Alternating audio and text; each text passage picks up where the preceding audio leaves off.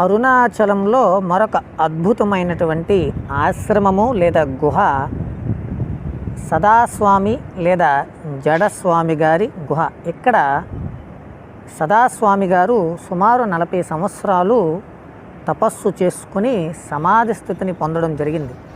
ఇది మనకు mountain path ట్రెక్కింగ్లో స్కందాశ్రమము, Virupaksha గుహ, తర్వాత మ్యాంగో ట్రీ కేవ్ నుంచి ఇలా కిందకి వస్తున్నప్పుడు ఉంటుంది. సాధారణంగా మనకు అరుణాచలం వెళ్ళినప్పుడు కొంతమంది రమణ మహర్షి ఆశ్రమం వెనక నుండి మొదలుపెట్టి స్కందాశ్రమము, తర్వాత విరూపాక్ష గుహ, ఆ తర్వాత ఈ జడస్వామి లేదా సదాస్వామి ఆశ్రమం దర్శించుకుంటారు. ఆ విధంగా వెళ్ళవచ్చు.